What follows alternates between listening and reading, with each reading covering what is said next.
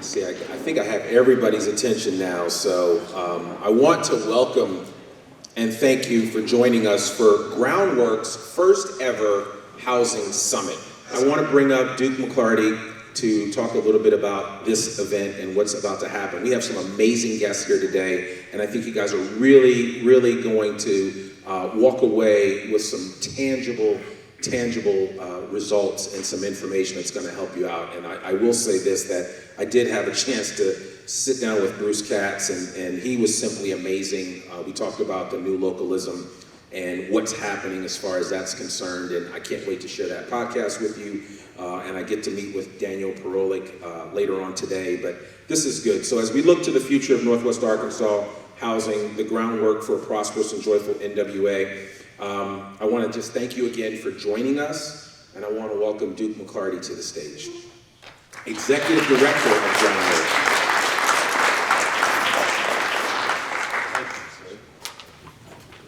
Thank you, Randy. Randy does such a great job, and we're really honored and lucky to have him part of our program today. Thank you all for joining us. Before we begin, I'd like to give a special thank you to the Walton Family Foundation for their support of our work, and a special thank you to our host here at Herringcrest. It's my first time here. It's a beautiful facility, and we're thrilled to bring our housing summit here to Herringcrest.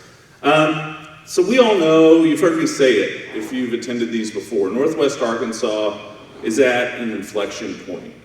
Historically, our region's been regarded as one of the top regions in the country to live, with affordability of housing being one of its main attributes. But over the last few years, the region's seen an exponential rise in housing costs, fueled by rapid population increase, elevated construction costs, and ultimately the underproduction of homes. Our essential workforce, our teachers, nurses, firefighters here in Northwest Arkansas are being displaced from the central business core in the communities that they serve because they can no longer afford their housing. The increase in cost of living has a direct impact on how our businesses function, recruit, and retain their employees. While the same impacts are being felt in our green and natural spaces that make Northwest Arkansas so special.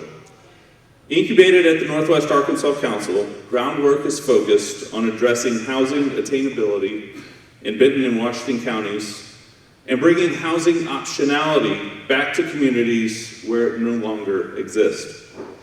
The goal of Groundwork is to catalyze the production of a variety of mixed-use, well-designed housing options for our region's workforce, while ensuring the charm and characteristics and much of what makes Northwest Arkansas special remains. So I have a question. Have you heard about our secret sauce? Anyone heard that? I know my boss Nelson Peacock speaks about it a lot. So let's think about what that recipe is, what our secret sauce is. It's our amenities, it's our world-class corporations, it's our Tier 1 research institution, our good schools, our incredible quality of life, our amenities, our parks, trails, museums, our low cost of living, and it has been our low housing costs. Which of these components of our secret sauce, which of these ingredients can be replicated? Which can be taken away? What happens when a young, hungry, up-and-coming metro area does something bold, takes aggressive action, and takes one of our ingredients to the secret sauce? They can't take our corporations. They can't take our research institution. They could try to replicate our parks, our trails, our museums, but that's not likely. What's at risk is them taking our affordable housing. Have you seen that Atlanta has raised $300 million for a housing fund? This November, a $20 billion bond will be on the ballot in the Bay Area with the goal to create 41,000 units of housing. But those are far away. Atlanta, the Bay Area, we don't need to worry about them, right? Last week in Dallas, voters approved an $82 million bond effort exclusively for housing. And 3 weeks ago, our neighbors to the west in Tulsa committed to build 13,000 homes over the next 10 years. So I ask again, what happens when another region takes one of our key ingredients to our secret sauce and uses it in their recipe? Is that police officer in Dallas coming to Northwest Arkansas if they have an affordable place to call home in Dallas? Is that teacher leaving Tulsa if housing's no longer a concern? My point is, we still very much have the opportunity to impact our housing cost and keep our secret sauce recipe intact. But we have to be bold. We have to act now. Other parts of the country are viewing their housing challenges as an opportunity to add an ingredient to their sauce, and we must do the same to keep our sauce intact. So with that, I'm going to bring Bruce to the stage. Bruce Katz is the founding director of the NOAC Metro Finance Lab at Drexel University. Bruce previously served as inaugural scholar at Brookings Institution and as vice president and director of Brookings Metropolitan Policy Program for over 20 years. Bruce is the co-author of The Metropolitan Revolution and the New Localism, How Cities Can Thrive in the Age of Populism. So with that, please join me in welcoming Bruce Katz.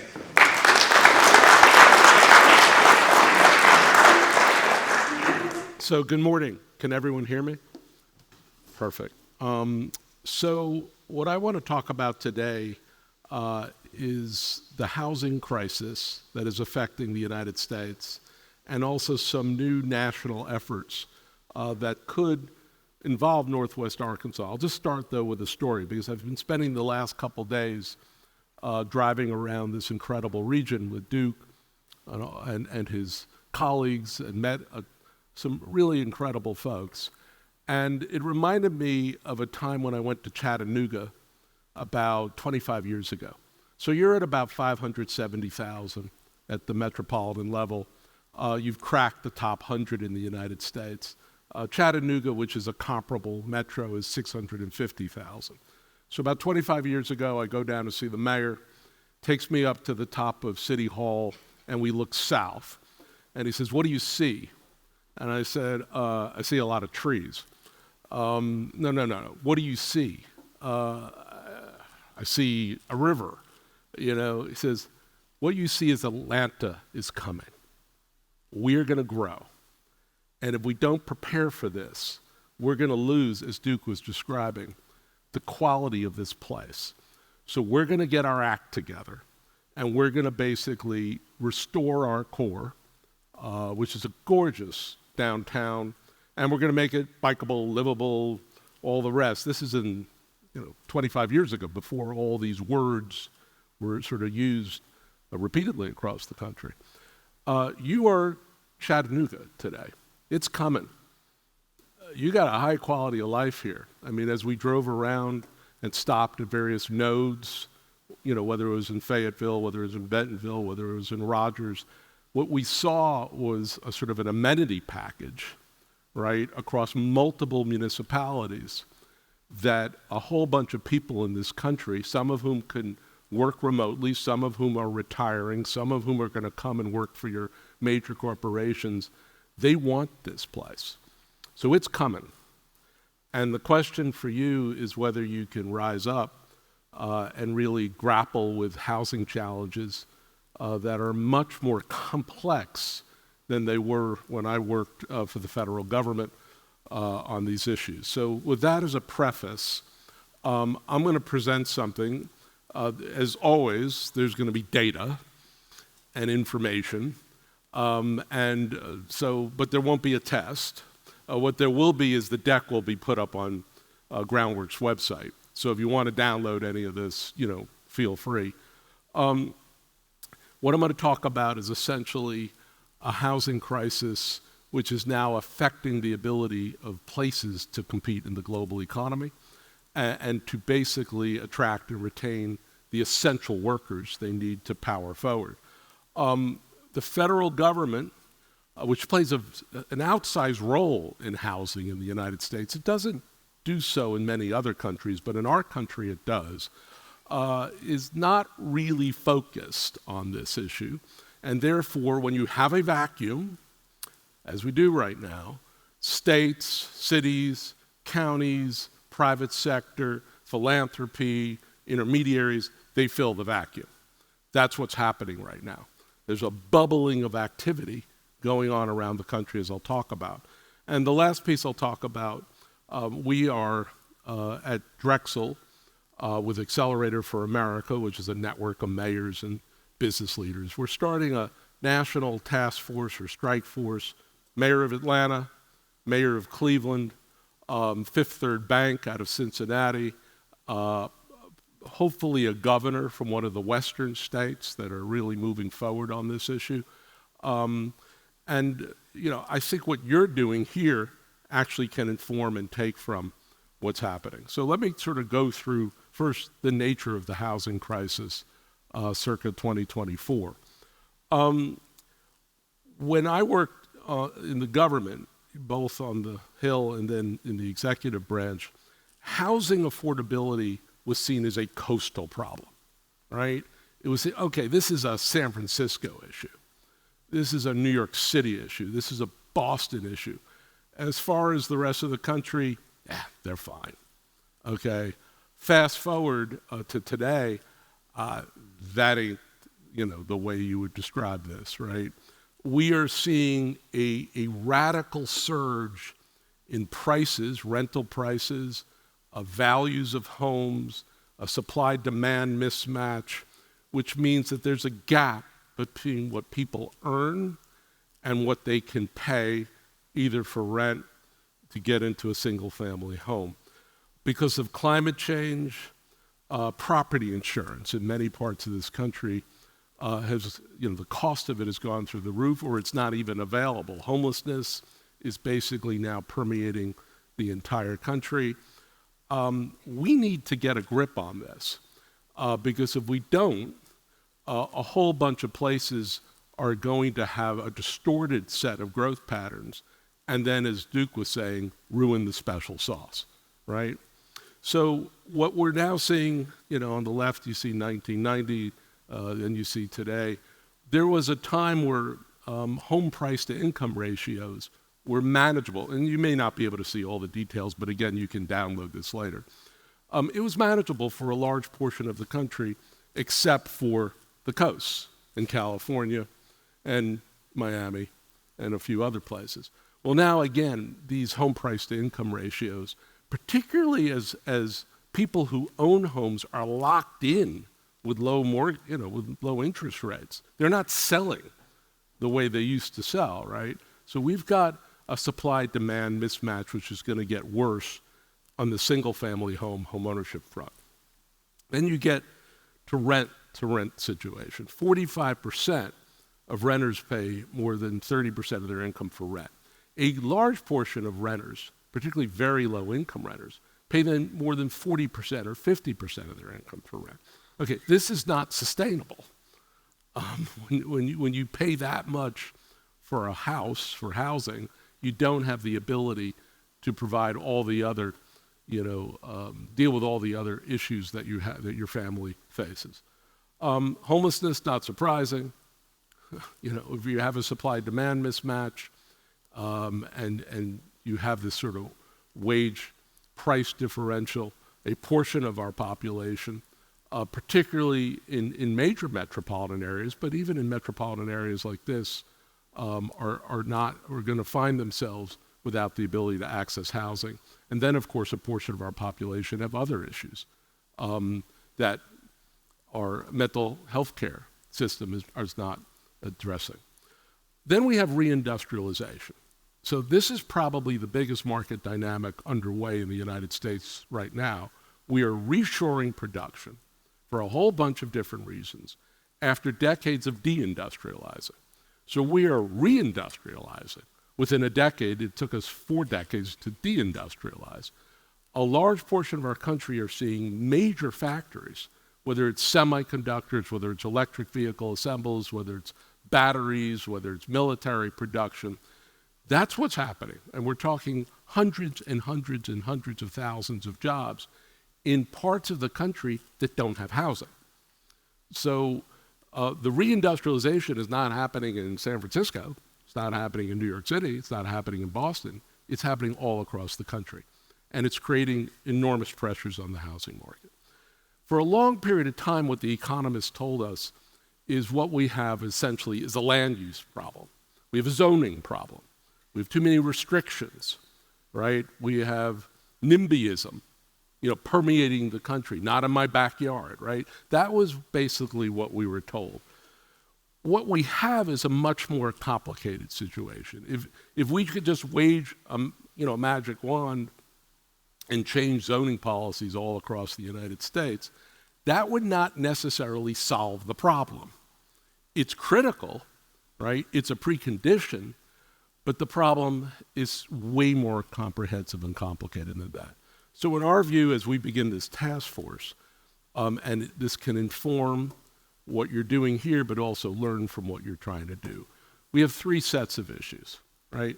The housing challenge in the U.S., or the responsibility for housing is federated, right? It's divided across federal government, state government, metropolitan entities, and local municipalities and counties.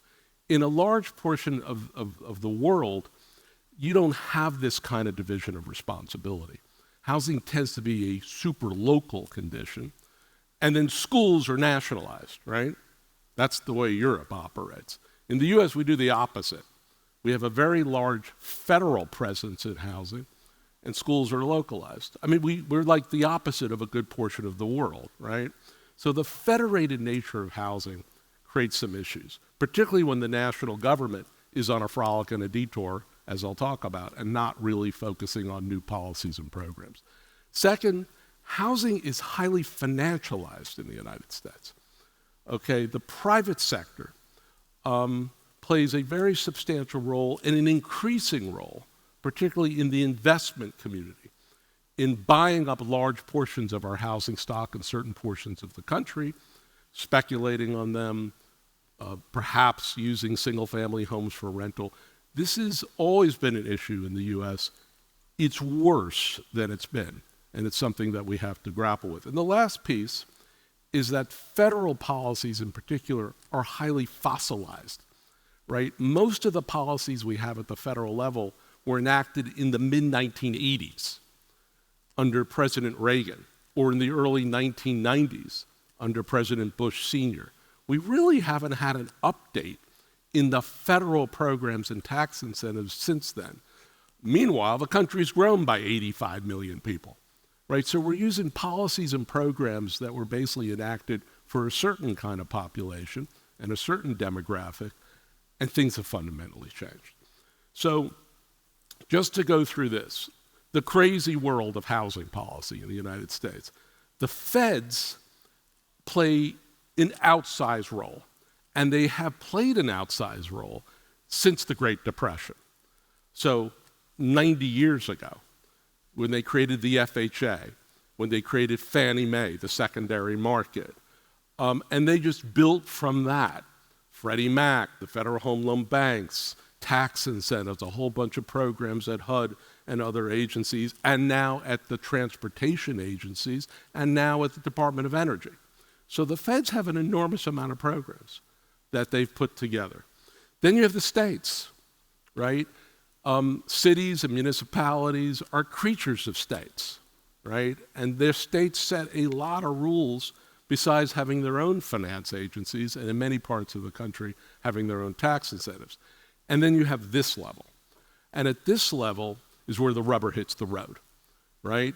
And as the housing crisis has gotten worse, a whole bunch of places have changed a bunch of zoning and land use rules, making housing production and preservation more permissible, but they've also put a lot of money on the table, right? Trust funds, tax abatements, tax increment financing, bonding, all over the map, right? And so this is a complicated system. Everyone is in charge, No one's in charge, right? And particularly at a time when the housing issues are so worse, everyone, literally, city after city, county after county, metro after metro, are just reinventing the wheel, trying to figure out how do we respond. Okay, financialization. What is happening today, really as an aftermath of the Great Recession, remember the Great Recession, which was a housing crack-up, it is more lucrative to buy than to build. Okay, so a whole bunch of investors are looking around the country armed with new technology, new data. They can pinpoint places that they think are going to increase in value. You're one of them, and they're coming in and buying up a portion of your properties. That's the American way. This is capitalism, right? But it's just something that we now have to take into account. And there's different kind of landlords that are moving into cities and metropolitan areas, owning large swaths of property. Cost of production, particularly when you involve federal tax incentives, which are highly inefficient and haven't been reformed for a long period of time, is high. There's a lot of inefficiencies built into the system. So you can go to Urban Institute, you can go to others. I would highly recommend you try to, when you see the deck, download some of these studies, but not only studies, they're interactive websites that you can go in and you can make certain assumptions about debt and equity and all the rest, so you can see how much does it cost to produce a unit in your place. I guarantee you it costs a lot more than you think. And so again, it exacerbates that wage price differential. And then fossilized. There was a lot of activity back in the 1980s, in the early 1990s, because we had a housing crisis of sorts at the time. Nothing like we have today. Nothing like what we have today. But in 1986, President Reagan, as part of a tax bill, signed the low-income housing tax credit. A lot of the focus in the late 80s and early 90s was on dysfunctional public housing, the high rises in Chicago, right? So there was a big effort at the federal level to tear down the worst public housing, rebuild mixed income housing. That was the focus at the time. And then everything just stopped for a while. And then we had the housing crack up in 2008, 2009, and we responded to that, and nothing really has happened since. So we have a federal housing architecture that exists really, that's been around for about 40 years or so. As the country has grown, as our demographics have changed, right? Household sizes have changed, and no real response. So we now are faced, and the major program, which of course everyone here is aware of and some use, is the low-income housing tax credit. So as demands for housing, has risen, the low-income housing tax credit provides less and less and less units per year, right? Now, there may be a boost in it. There's a tax bill before the Congress right now, but the fact is we don't really have the federal government that does occasionally act like they're in charge,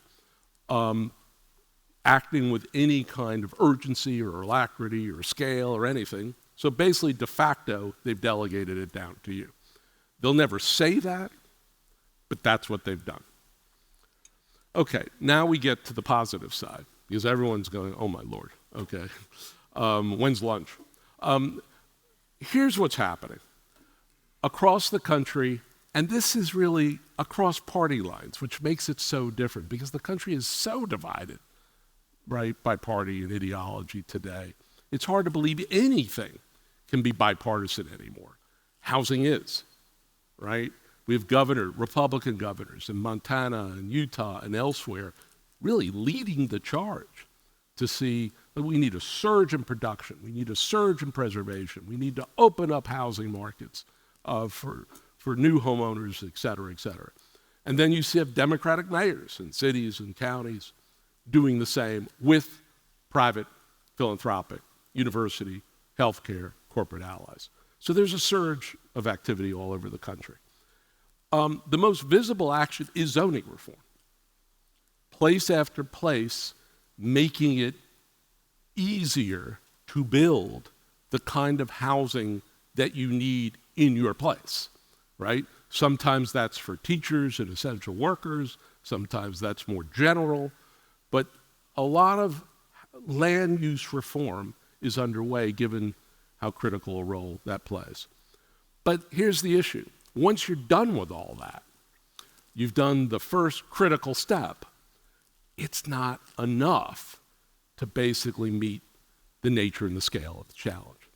So what's beginning to happen around the country, again, in typical, quintessentially American way, organic, disjointed, disconnected, everyone just sort of innovating at the same time, right?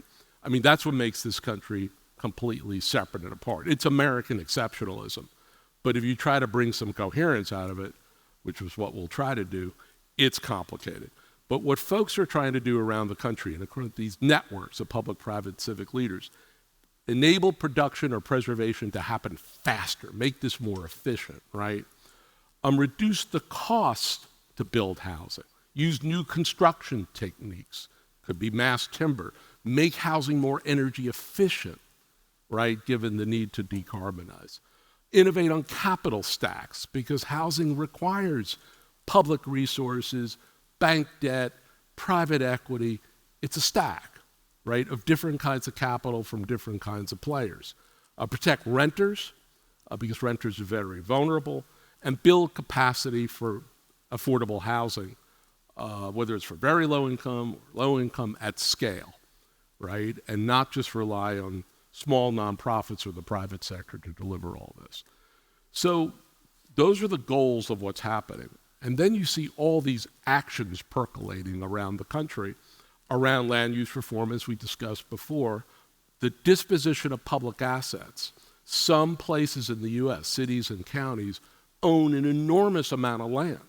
The local government, the county government, the fire department, the school districts in particular own an incredible amount of land, right? Utilities sometimes are public, own quite a bit. Transit agencies, transportation agencies. So they're trying to identify assets that the public owns that could be used for housing. Energy efficiency, modular construction, the capital stacks. It's what you'll see is that places all over the country are voting to increase taxes on themselves or bonding around trust funds. Then the question is, what do you do with that public resource? How do you leverage up private investment? The public sector doesn't have enough money to do this by itself. You've got to have this blend of public and private. Regulations, building code reforms, new intermediaries, as I'll talk about in Atlanta, new functions for old public authorities. So at the end of the day, what you're seeing bubble up. I mean, it's no one's like coming up with a plan at the federal level. In the U.S., we sort of invest first, plan later, right? That's our culture, right? But land, construction, capital, regulation, delivery.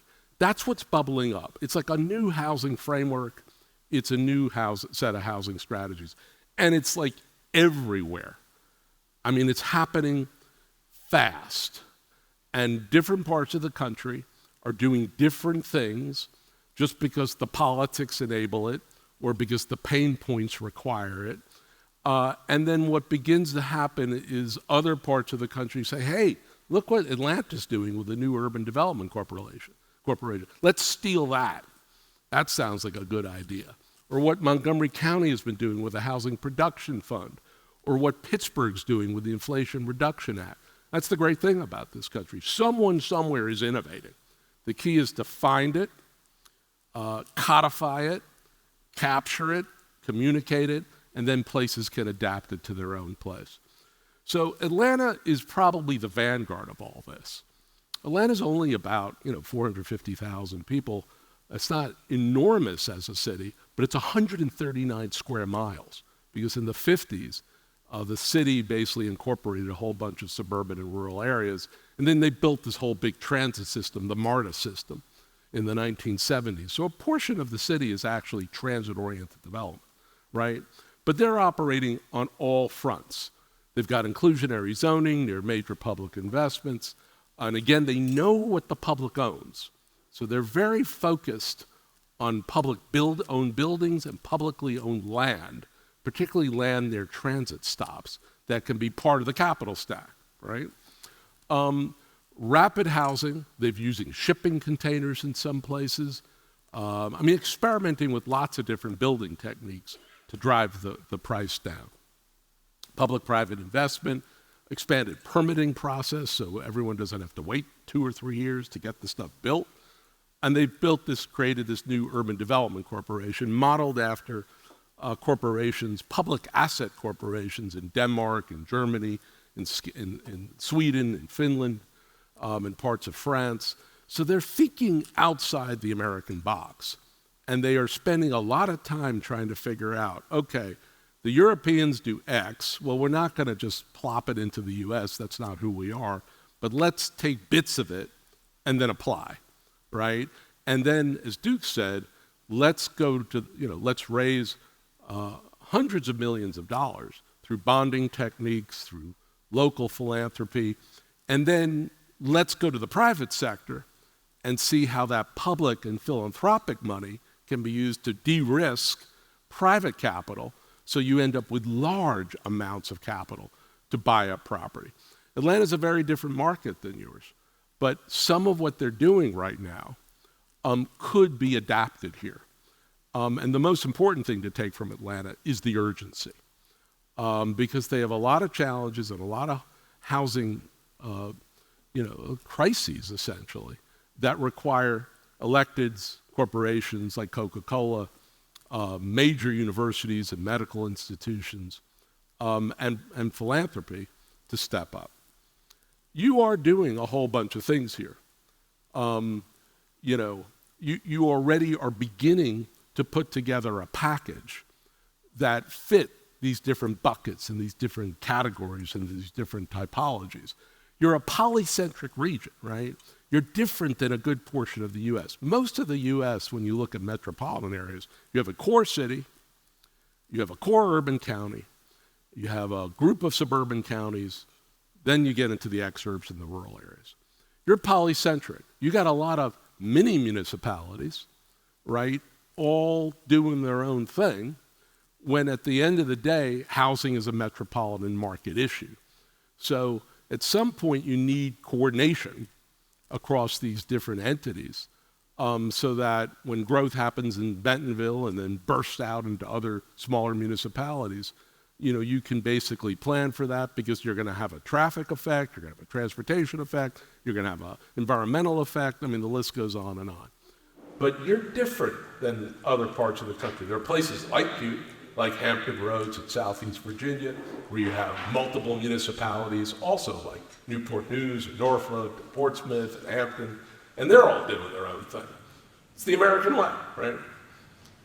But at some point, if you're going to maintain the quality of life of this incredible place and sustain your competitiveness, you need to collaborate to compete. You need to collaborate to conquer the housing challenge. And that's why groundwork and these regional organizations and your MPO are so critical in collaboration with your municipalities. It's just the way things have to happen. So let me talk about this task force. Because to some extent, what we're trying to do is bring order out of chaos, right? The housing issue is much worse than it's ever been in modern memory in the United States. And it's gotten much worse in a very short period of time, right?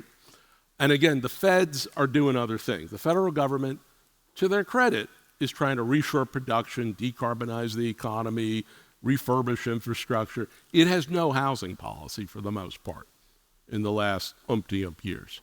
So they've devolved this down. They've delegated to you without really telling you that.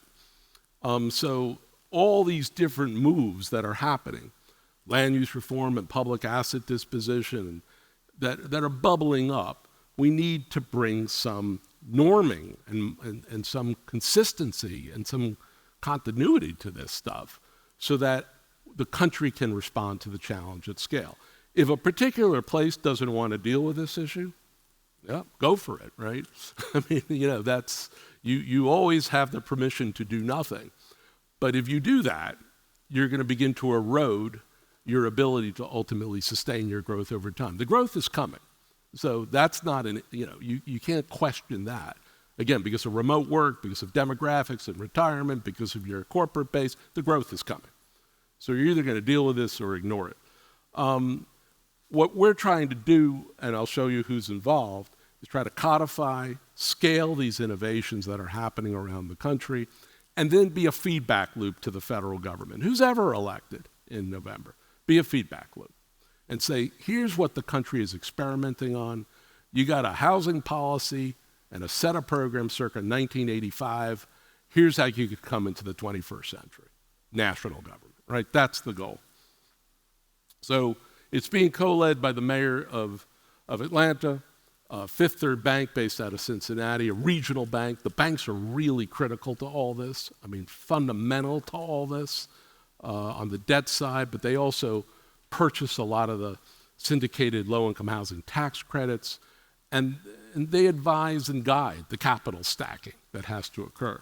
The mayor of Cleveland is involved. We're hoping to get one of the Western governors involved in this, or Republican mayor, county leaders from other parts of the country, because this has to be bipartisan at the get-go.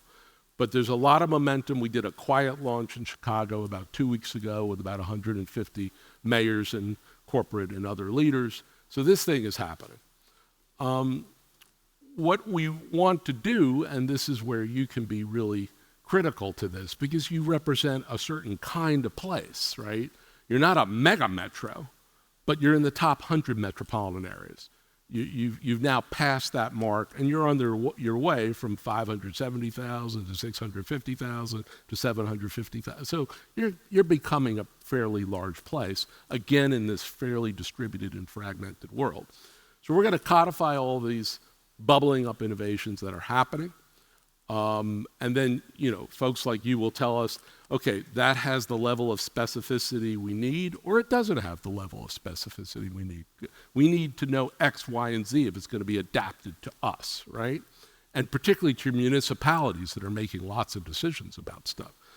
Then we have to figure out scaling and replication, because it's one thing for Atlanta to create a brilliant thing, or for you to create a brilliant thing. How do you norm that and spread it and scale it across the entire country?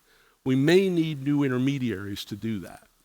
We may need circuit riders of practitioners to help bring innovation from place X to place Y to place Z and essentially make it ubiquitous or uniform. And the last thing is we need a feedback loop to the feds. They're not asking for it. We're not really, I'm not sure we really care, but we're going to be prepared, whoever's elected president, to say, here's what your country's been doing for the last 5 years.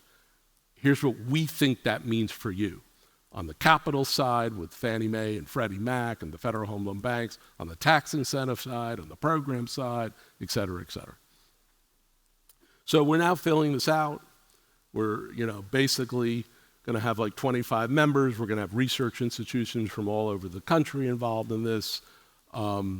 Fundamentally, this is an ecosystem of public, private, and civic institutions and leaders. It's just the way the U.S. operates. Again, everyone's in charge, no one's in charge. So let's put them all together and try to see if there's some commonality, and if we're reading the markets the same way, and if we're then sort of responding in a scale of respect. So we're building it now. We'll probably launch this thing in July. We'll then have a sort of fast effort to codify the innovations and identify essentially a transition plan for the incoming administration at the federal level. And frankly, that could be changes in the House and the Senate. So we have to have plans for them as well, because there may need to be legislation, particularly on the tax side. And then we will try to go to ground in a couple places. So in Atlanta, they are very familiar with, interested in, taking a model out of Germany. It's called the Building Exhibition. And you will come into a particular city or metropolitan area for several years, and you'll innovate on building techniques. You'll innovate on local practices and zoning and land use. You'll innovate on capital stacking. It's like an intense master class in a particular place like Hamburg, where several year period, you will try to reinvent how that particular place approaches housing challenges and all the other issues related. Because again, Germany, like most of Europe, housing's highly localized. So you have to basically go in with that kind of depth and specificity. We're going to try to bring that model into the US. We have bits of it, around various parts of urban planning and development and all the rest, but we really don't have anything like this to respond to the crisis at the level where it's being felt. So we will try to take that German model. There are some models out of Denmark and Sweden. Again, we're not fantasizing about Northern Europe here. We're just, we're being clever Americans to take what works there and adapt it here in a very different culture, very different federated system, very different market.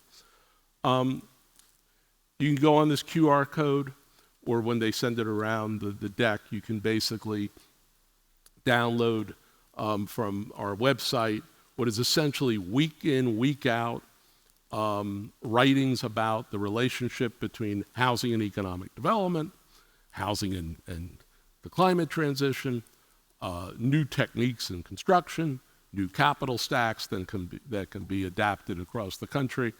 And the critical thing is to get knowledge out there of what's the best happening in the US so that you can basically not reinvent the wheel.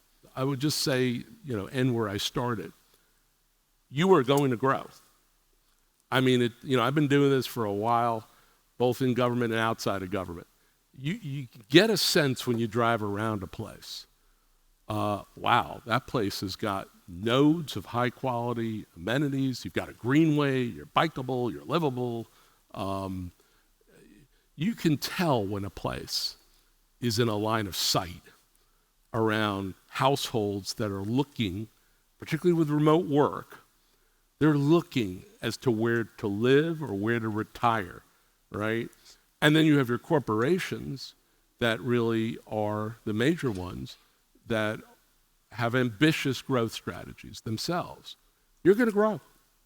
The question is whether it's going to be the way other U.S. cities and metropolitan areas have grown, which is in a disjointed, disorganized kind of way with enormous amount of inefficiencies, with enormous burdens imposed on their residents, right? Or whether you can actually help create a different kind of model in a very polycentric, very distributed place. It is doable, right? It's completely doable. It's not like this is nuclear physics. I mean, so what we have to do is sort of master these different elements of the housing challenge and then get about the business of change. Because you can put your head in the sand and that ain't going to do anything, right? They're coming, right? So get ready, get prepared, and respond. I really appreciate the time. Let's give Bruce Katz a round of applause.